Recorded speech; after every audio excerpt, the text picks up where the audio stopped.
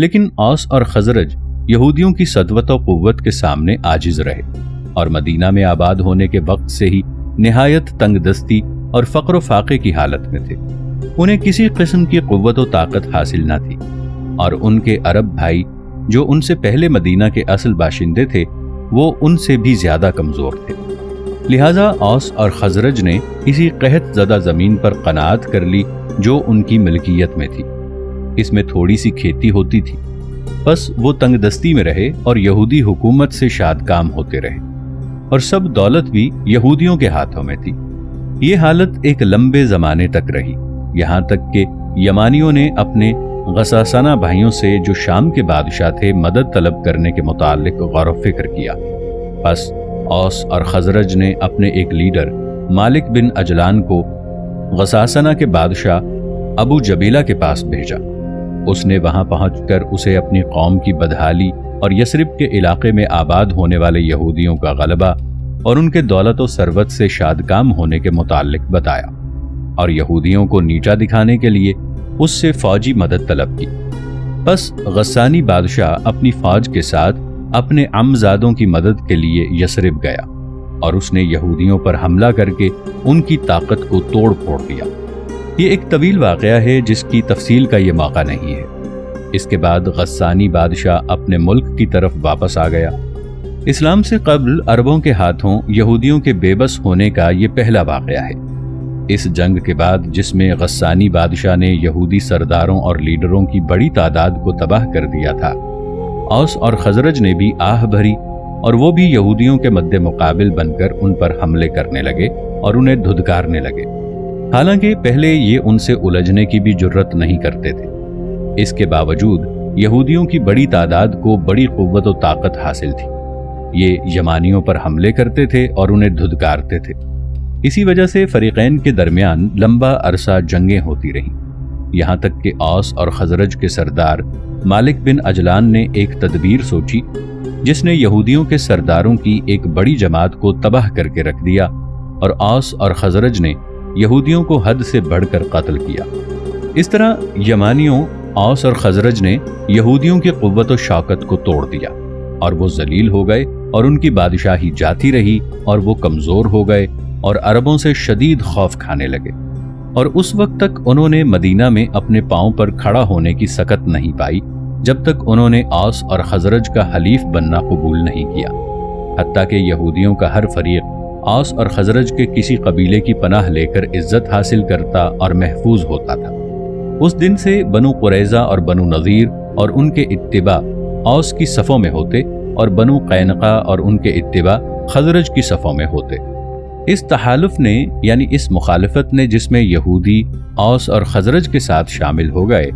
یثرب کے علاقے میں یہود کو رہنے کی ضمانت دی، اور اگر وہ ایسا نہ کرتے تو عرب قبائل انہیں بالکل تباہ کر دیتے۔ کبھی کبھار یہود پر زیادتی کرنا اوس اور خزرج کے درمیان تباہ کن جنگ کے بھڑکانے کا باعث بھی بن جاتا تھا، کیونکہ یہودیوں کا ان قبائل سے حلیفانہ تعلق تھا۔ مشہور تباہ کن جنگ بعاث، جس کی چکی اوس اور خزرج کے درمیان ظہور اسلام سے تھوڑا عرصہ قبل تک چلتی رہی، اس کی وجہ یہ تھی کہ قبائل خزرج نے بنو قریظہ کے یہودیوں کی اراضی پر قبضہ کرنے کی کوشش کی تھی اور انہیں وہاں سے نکال باہر کیا تھا۔ عرب مورخین کا بیان ہے کہ عامر بن نعمان بیاضی خزرجی نے اپنی قوم بنی بیاضہ سے کہا کہ تمہارے باپ نے تمہیں بہت بری جگہ پر، یعنی پرشور زمین اور جنگل کے درمیان آباد کیا ہے۔ خدا کی قسم، جب تک میں تمہیں بنی قریظہ اور بنی نذیر کی جگہ جو میٹھے پانی اور شاندار کھجوروں والی ہے آباد نہ کر لوں، اپنا سر نہیں دھوں گا۔ پھر اس نے بنی قریظہ اور بنو نذیر کو انتباہ کیا کہ یہاں سے تمہارے گھروں کے درمیان جو جگہ موجود ہے اسے خالی کر دو، ہم وہاں سکونت اختیار کریں گے، ورنہ ہم تمہارے قیدیوں کو قتل کر دیں گے۔ ان کے پاس ان یہودیوں کے 40 غلام تھے۔ بس یہودی بے چین اور بے قرار ہو گئے اور سخت ڈر گئے، اور انہوں نے قبائل خزرج کے لیے اپنی اپنی جگہیں چھوڑنے کا ارادہ کر لیا، مگر ان کے سردار کعب بن اسد نے انہیں زجر و توبیخ کی اور ان کے ارادے میں حائل ہو گیا اور ان سے ڈٹ جانے کا مطالبہ کیا، اور ان کے حلیف اوس کو پتہ چلا تو وہ قبائل خزرج کے مقابلے میں ان کی طرف ہو گیا۔ یہاں تک کہ اوس کے کچھ آدمیوں کے ساتھ یعنی یہودیوں کے ساتھ ان کے قلعوں میں جا ٹھہرے تاکہ جب خزرج ان پر جارحیت کرے تو وہ ان کے ساتھ مل کر اس کا دفاع کرے۔ ناظرین، آگے بڑھنے سے پہلے کامنٹ سیکشن میں ہمیں اپنی آراء سے ضرور آگاہ کیجیے گا کہ آپ کو ہماری یہ سیریز کیسی لگ رہی ہے۔ میں ہوں طاہر عبید چودھری۔ آئندہ آنے والی اقساط سے باخبر رہنے کے لیے ہمارے چینل کو سبسکرائب کر لیں اور ساتھ موجود بیل آئیکن کو ضرور کلک کر لیں۔ شکریہ۔ اسی طرح یہود اور خزرج کا چھوٹا سا جھگڑا اوس اور خزرج کے درمیان عظیم مسلح جنگ پر منتج ہوا، جس میں بعاث کا مشہور معرکہ ہوا، جس میں اوس اور اس کے حلیفوں بنو قریظہ بنو نضیر کو خزرج پر فتح حاصل ہوئی۔ قریب تھا کہ اوس اپنے خزرج بھائیوں کی جڑ کاٹ دیتا اور ان کے ایک ایک گھر کو گرا دیتا، مگر اوس کے ایک لیڈر ابو قیس بن اسلط نے انہیں اپنے خزرجی بھائیوں کے ساتھ اس معرکے میں شکست کے بعد ایسا سلوک کرنے سے روک دیا۔ یہود کے درمیان خانہ جنگی۔ یثرب میں یہودیوں کے درمیان آپس میں خانہ جنگی ہوتی رہتی تھی۔ قینقاع، جو مدینہ کے یہودیوں میں سب سے زیادہ شجاع تھے، ہمیشہ بنو قریظہ اور بنو نذیر کے خلاف رہتے تھے۔ اس کی تائید اس بات سے ہوتی ہے کہ جب حضرت نبی کریم صلی اللہ علیہ وآلہ وسلم نے جنگ بدر کے بعد بنو قینقاع کا محاصرہ کیا اور انہیں مدینہ سے جلا وطن کیا، تو بنو قریظہ اور بنو نذیر نے بنو قینقاع کے یہودیوں کی مدد کے لیے ایک باشندے کو بھی حرکت نہیں دی۔ مورخین کا بیان ہے کہ بنو قینقاع کے یہودی مدینہ کے اندر رہتے تھے، حالانکہ اس سے قبل وہ اپنے بھائیوں بنو نذیر اور بنو قینقاع کی طرح اس کے اطراف میں سکونت پذیر تھے۔ اس کی وجہ یہ ہے کہ اسلام سے قبل بنو قینقاع کے یہودیوں اور بنو قریظہ کے درمیان متعدد معرکے ہوئے، جن میں بنو قریظہ اور بنو نذیر نے بنو قینقاع کو گراں قدر نقصان پہنچائے، جس کے بعد انہوں نے مجبور ہو کر مدینہ کے اندر پناہ لے لی اور اپنے ایک قبیلے کے درمیان قیام پذیر ہو گئے۔ حکومت کھونے کے بعد یہودیوں کی حالت۔ باوجود کہ اوس اور خزرج نے یہودیوں کو المناک چوٹ لگائی تھی، جس کے بعد یثرب میں ان کی سیاسی اور عسکری قوت تباہ ہو گئی تھی، پھر بھی وہ وحدت قومی کے سائے میں مضبوطی کی حالت میں رہے، جس کا محور یہودی دین تھا۔ اگرچہ ان کی سیاسی اور عسکری قوت جاتی رہی، پھر بھی قبائلی تعلقات کے باعث، جن کی وجہ سے انہوں نے اپنے آپ کو طاقتور جنگجو قبائل کے سرداروں سے منسلک کیا ہوا تھا، انہوں نے عرب قبائل کے درمیان اپنے اقتصادی نفوذ کو وسعت دی۔ ان کی تمام سرگرمیوں کا مقصد سود لے کر اور مختلف قسم کے سامانوں کی تجارت کر کے اپنی دولت کو بڑھانا تھا،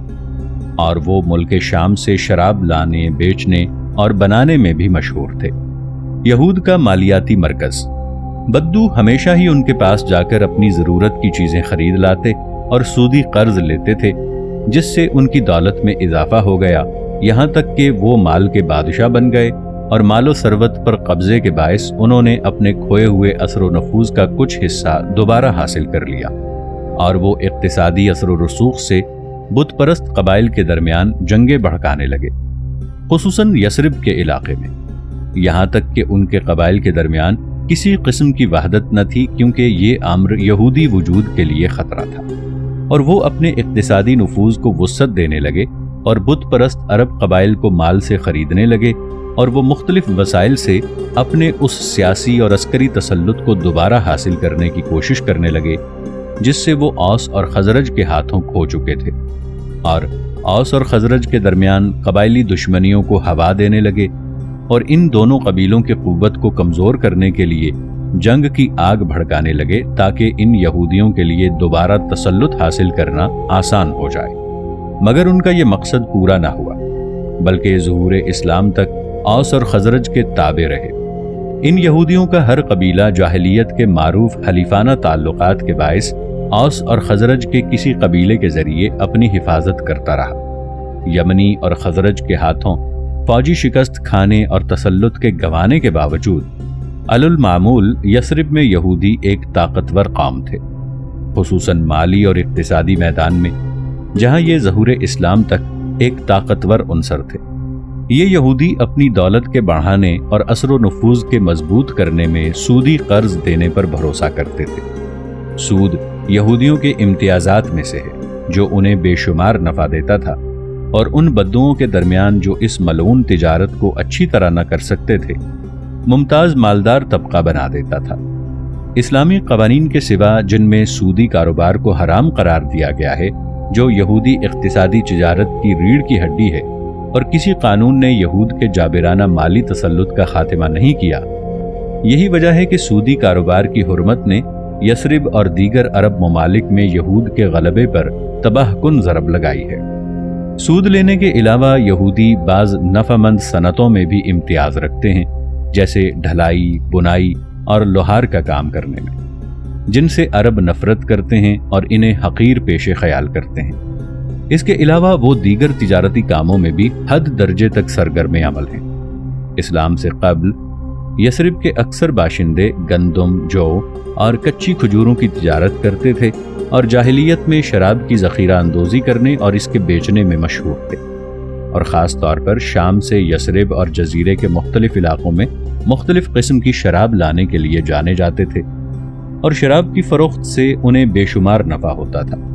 اور مدینہ میں قرآن میں شراب کی حرمت کے نزول تک ان کی دکانیں تھیں، جہاں پر بہت سے لوگ شراب لینے کے لیے آتے تھے۔ بس اس وجہ سے یہودی یثرب کی دولت کا ذخیرہ کر لیتے تھے اور اقتصادی طور پر اس کے حاکم بنے بیٹھے تھے، اور کوئی شخص مالی نفوذ اور اس کے قاہرانہ تسلط کا انکار نہیں کر سکتا تھا۔ یہود خیبر میں بلا نزاع خیبر کا علاقہ جو مدینہ کے شمال مشرق میں واقع ہے، یہودی وجود کی موجودگی اور اس دخیل قوم کی کثرت اور اس سرسبز زرعی علاقے پر اس کے قبضے میں یثرب کے مشابہ ہے۔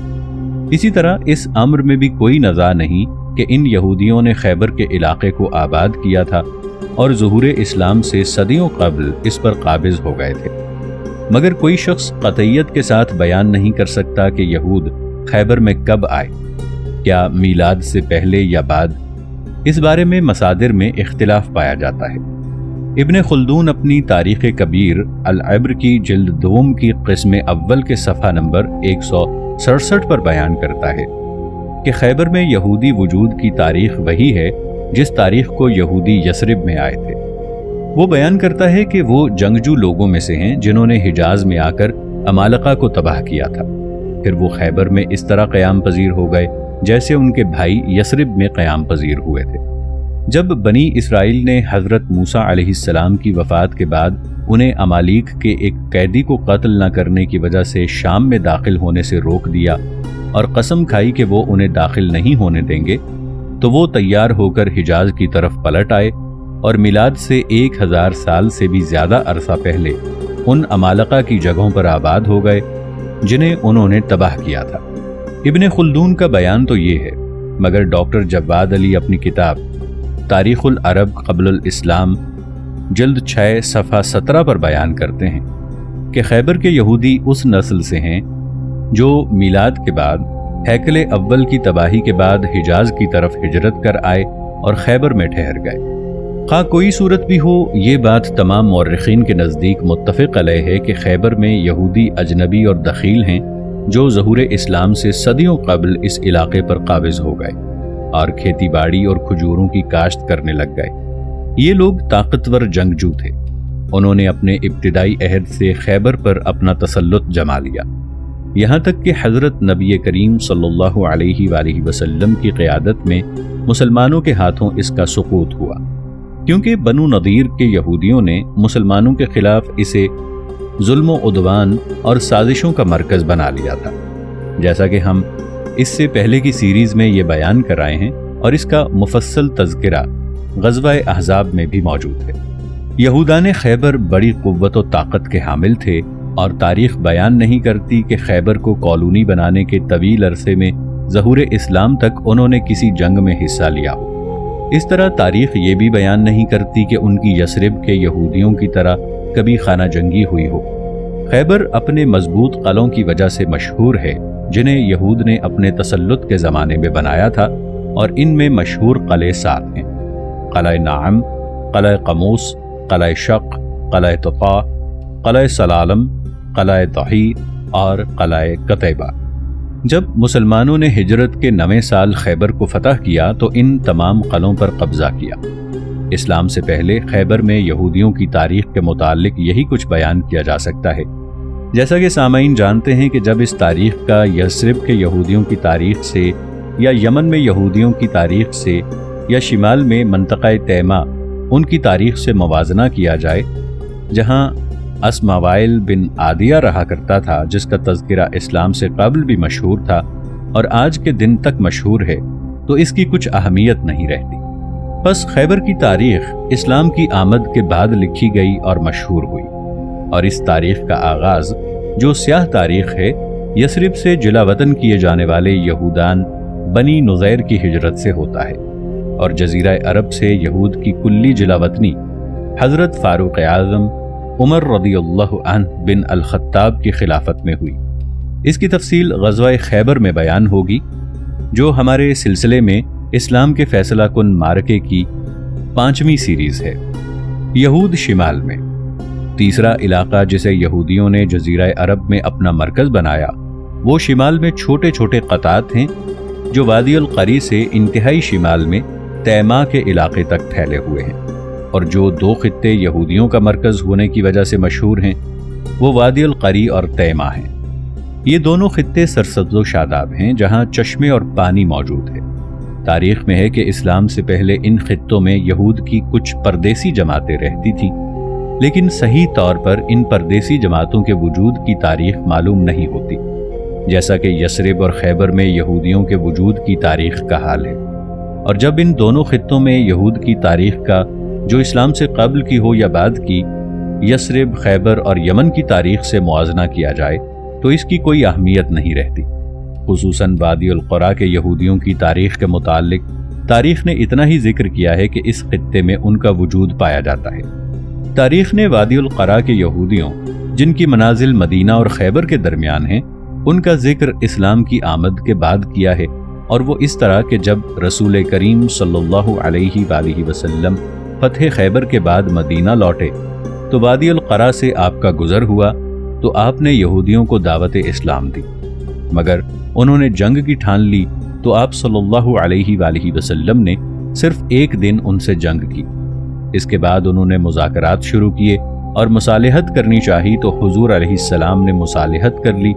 اور آپ صلی اللہ علیہ وآلہ وسلم نے جس طرح اہل خیبر کو فتح خیبر کے بعد وہاں ٹھہرایا تھا، اسی طرح انہیں بھی ان کی زمین، اموال اور اولاد میں ٹھہرنے کا حق دیا۔ لہٰذا وہ اسلام کے زیر سایہ اپنے مالوں اور جانوں کے بارے میں مطمئن ہو کر اور اپنے دین کے بارے میں آزادانہ طور پر زندگی بسر کرتے رہے۔ تیمہ کے یہود۔ تیمہ یہ جزیرہ عرب میں انتہائی شمال مغرب میں واقع ہے۔ وہ قدیم جگہ ہے جہاں پر یہودی اسلام سے قبل آباد ہوئے تھے، اور وہاں کے یہودیوں کی تاریخ بھی خواہ اسلام سے پہلے کی ہو یا بعد کی، گوشہ گمنامی میں پڑی ہوئی ہے۔ ہاں، اس خطے کی تاریخ کا ذکر وادی القریٰ اور مدینہ کے شمال میں بکھرے ہوئے دوسرے قطعات کے یہودیوں کی تاریخ کے مقابلے میں بار بار آیا ہے۔ اس کا باعث مشہور یہودی شاعر اسماعیل بن عاریہ ہے، جو مشہور قلعے کا مالک تھا، اور مورخین نے اسلام سے پہلے کی تاریخ میں بار بار اس کا ذکر کیا ہے اور اس کی طرف فصیح اشعار اور وفائے عہد کو منسوب کیا ہے۔ اس نے اس حد تک عہد کو وفا کیا کہ اپنے بیٹے کو امراء القیس کندی کی وفا کے مقابلے میں ذبح کروا دیا، جس نے اس کی عہد شکنی سے انکار کر دیا تھا، جیسا کہ تاریخ کی بنیادی کتب میں بیان ہوا ہے، جس کی تفصیل کا یہ موقع نہیں ہے۔ اگر یہ یہودی شاعر نہ ہوتا تو تاریخ تیمہ کے قبل از اسلام یہودیوں کی کوئی قابل ذکر کوئی بھی بات محفوظ نہ ہوتی۔ اسلام کی آمد کے بعد تیمہ کے یہودیوں کی تاریخ میں زیادہ سے زیادہ یہی بات بیان ہوئی ہے کہ وہ صلح پسند تھے اور انہوں نے مسلمانوں کے خلاف کوئی جنگ برپا نہیں کی اور نہ ہی اس کے متعلق کچھ سوچا، بلکہ انہوں نے مسلمانوں کے ہاتھوں خیبر کے سقوط اور باشندگان وادی القریٰ کے ہجرت کے 9ویں سال میں اسلام کی اطاعت اختیار کرنے سے ہی اسلامی حکومت پر یقین لانے میں جلدی کی۔ بس انہوں نے رسول کریم صلی اللہ علیہ وآلہ وسلم کو اطلاع دی تو آپ صلی اللہ علیہ وآلہ وسلم نے ان سے مصالحت کر لی اور مسلمانوں نے ان سے جزیہ قبول کر لیا اور وہ اسلامی حکومت کے زیر سایہ اطمینان سے رہنے لگے۔ شمال میں دیگر قطعات۔ چھوٹی چھوٹی یہودی پردیسی جماعتیں شمال مغرب میں تبوک، مقنا اور ایلا وغیرہ اور بحر الاحمر کے ساحل پر اسلام سے قبل بکھری پڑی تھی، مگر تاریخ نے اسلام سے قبل ان پردیسی جماعتوں کے متعلق کوئی اہم بات بیان نہیں کی۔